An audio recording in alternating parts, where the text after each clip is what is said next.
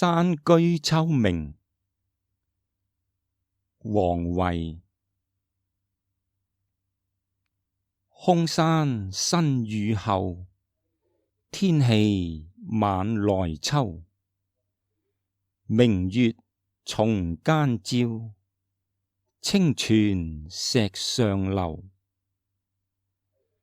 竹喧歸浣女，蓮動下漁舟。隨意春芳歇，王孫自可留。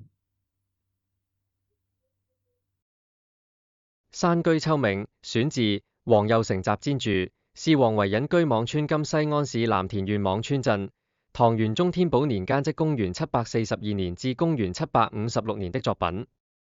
全詩描述了山間雨後秋涼的傍晚景致，在甜蜜幽絕中別有一番寧靜清空的美感，表達出詩人隱居的樂趣和心願。作為一首著名的山水田園詩，不僅所描寫的景物空靈優美、格調高雅，且對人物的刻畫恰到好處，畫龍點睛，使詩歌能更好地表現出詩人喜愛自然的個性及高潔恬靜的情懷。這首詩是王維晚年居於輞村山居即輞村別墅寫的，他在此處過着半隱居的生活。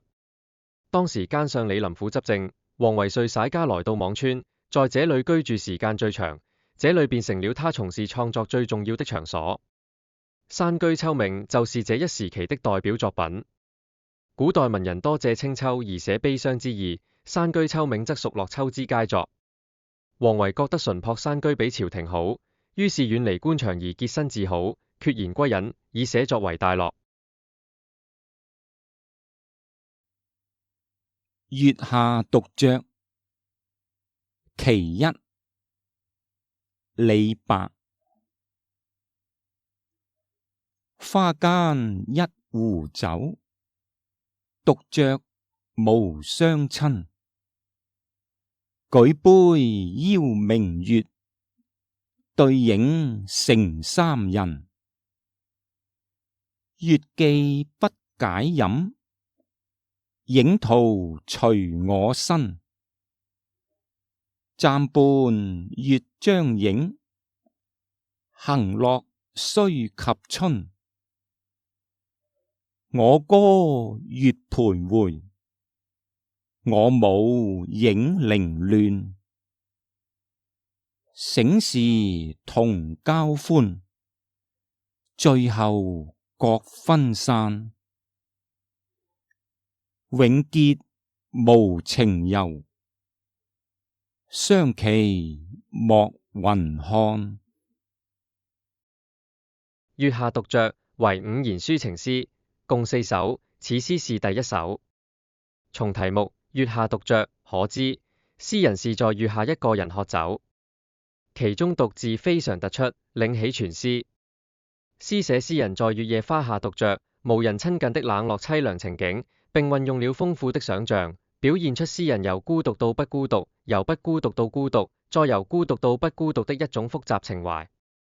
全詩不足細膩，構思奇特，體現了詩人雖因懷才不遇而感到孤獨寂寞，卻仍能在失意中保有曠達樂觀、放浪形骸、狂蕩不羈的豪放個性。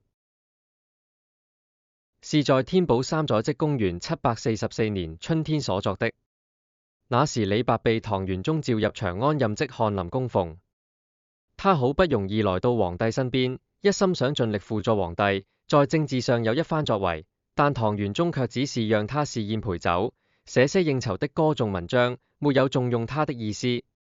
期間，他還受到權貴的排擠和讒言毀謗，因此他的心情是孤獨、抑鬱的，於是寄情於狂歌痛飲，藉以宣泄心中的苦悶。本詩正是此時此情的作品。登樓，杜甫。花近高樓傷客心，萬方多難似登臨。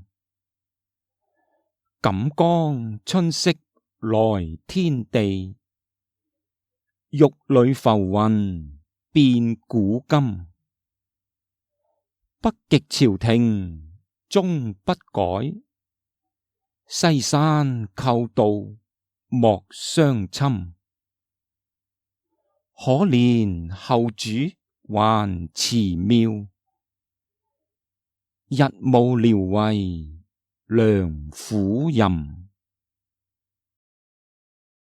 這是一首為時局之事而感慨的詩。先寫詩人登樓望見無邊春色，想到國家正受多方之難，浮雲變幻，難免傷感，進而期盼朝廷像北極星一樣不可動搖，即使吐蕃入侵，人心也不要改變。最後袒露了自己要效法諸葛亮輔佐朝廷的抱負，希望朝廷能重言而啟用自己。這首詩是唐代宗廣德2年，即公元764年春，杜甫在成都所寫。當時西邊有回紇登里可汗歸國時部眾一路殺人搶劫，南邊有浙東袁紹領導的20萬農民起義被鎮壓，吐蕃國掠取了河西隴右的全部土地，敵遂率領黨項、姜、氐、突厥雲20多萬部眾直逼長安。